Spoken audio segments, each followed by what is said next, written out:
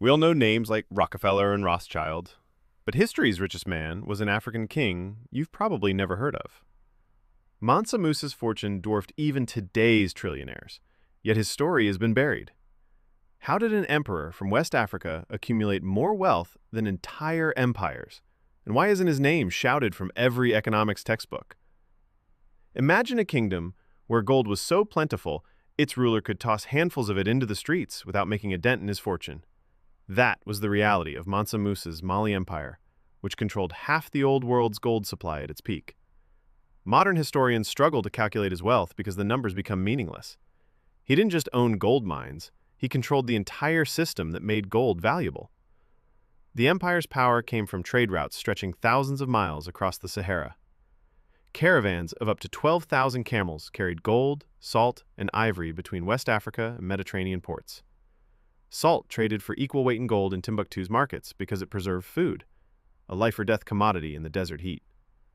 Mansa Musa personally controlled these routes, stationing armies at key oasis towns to protect merchants and tax their goods. Unlike today's billionaires with stock portfolios, Mansa Musa's wealth was entirely liquid. The BBC described him as richer than anyone could describe, with vaults of gold ingots, golden scepters, and even bricks of gold used as construction material. His palace in Niani hosted visitors on carpets woven with gold thread, served by attendants holding golden staffs. Every Friday he would commission a new mosque, sometimes building them in a single day using his limitless resources. This concentration of wealth destabilized economies beyond Africa's borders.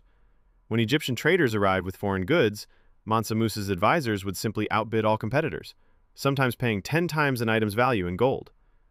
The effect rippled outward. North African merchants began stockpiling goods specifically for the Malian market, knowing they'd receive ridiculous premiums. By 1324, the system had created an economic bubble.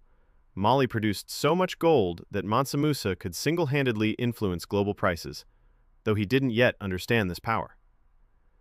That same year, he decided a pilgrimage to Mecca, bringing with him a procession that included 60,000 soldiers, servants, and slaves. The caravan carried hundreds of pounds of pure gold dust to be distributed as gifts along the route. What Mansa Musa didn't realize was how fragile other economies were compared to his own. When his caravan reached Cairo, his generous donations of gold to every beggar and scholar crashed the local gold market for a decade. He essentially conducted the world's first economic stress test and demonstrated that controlling the source of wealth beats merely accumulating it. Modern billionaires build fortunes by playing within financial systems. Mansa Musa proved that true wealth comes from owning the system itself. Mansa Musa's pilgrimage to Mecca in 1324 wasn't just a religious journey. It became an economic earthquake that reshaped markets across North Africa and the Middle East.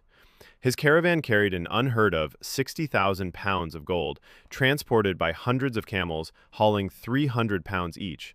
The procession stretched for miles, with 60,000 people including soldiers, scholars, and servants moving through the desert like a flowing river of wealth. When the caravan reached Cairo, Mansa Musa's spending spree began. He gave gold to every beggar, merchant, and official he met, handing out so much gold dust that Egyptian scribes recorded people lining the streets just to catch glimpses of the golden caravan. But there was a problem. Nobody had seen this much gold enter Cairo at once. The sudden flood of precious metal caused gold's value to drop sharply.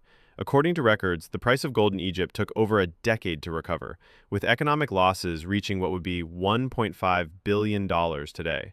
Local merchants and officials tried to stop him, explaining their markets couldn't handle this much sudden wealth. But the gifts continued. Gold for mosque repairs, gold for random citizens, gold to buy food and supplies along the route. Mansa Musa wasn't trying to break their economy. He simply couldn't comprehend that other kingdoms didn't have endless gold reserves like Mali. His standard operating procedure, dispensing gold as casually as water, became an accidental experiment in hyperinflation. The economic shockwaves spread beyond Egypt. As news traveled of the West African king tossing gold to crowds, traders adjusted their routes to intercept his return journey, hoping for handouts. Cities along his path saw their local economies distorted. Workers abandoned jobs to follow the caravan, food prices soared, and normal trade patterns collapsed under the weight of sudden gold injections. Yet, the pilgrimage achieved its political goals. By the time Mansa Musa returned home, diplomats from across the Islamic world knew Mali's name. He didn't just crash economies, he put his empire on the global stage. The caravan also brought back something valuable. Architects from Andalusia to design the great mosque of Timbuktu, and scholars who would transform the city into Africa's intellectual capital. The same gold that destabilized foreign markets built libraries and universities that lasted centuries. Economists later calculated that Mansa Musa's spending during the Hajj would be equivalent to modern billionaires casually dropping tens of millions per city. Except his wealth was physical gold, not abstract stock values. Where today's wealthy carefully manage their influence on markets, Mansa Musa proved that true wealth means having enough resources to unintentionally rewrite economic rules. His pilgrimage revealed a simple truth. When one man controls the gold supply, he doesn't need to play by anyone else's financial rules. Mansa Musa didn't just spend his gold, he invested it in something far more valuable than precious metal. After returning from his famous pilgrimage, he turned Timbuktu into the world's first true university town. This wasn't just about building impressive mosques, it was about creating a lasting center of knowledge that would outlive his reign. The transformation began with architects from Andalusia, who designed the Great Mosque with its distinctive pyramidal minaret. But stone buildings alone couldn't make Timbuktu great. Mansa Musa needed scholars, so he offered salaries in gold to attract the best minds from Cairo, Baghdad, and beyond. These weren't small payments. Records show some scholars received their weight in gold to relocate to the desert city. Sankore University became the heart of this intellectual revolution. Unlike European centers of learning that would emerge centuries later, Sankore had no religious restrictions on who could study. Thousands of students attended at its peak, coming from across Africa and the Islamic world. The curriculum covered astronomy, medicine, law, and theology, with lecture halls built around the mosque's courtyard. The university's library held an estimated 700,000 manuscripts at its height. These weren't just religious texts. They included advanced mathematical treatises, detailed medical diagrams, and star charts, more accurate than anything in Europe at the time.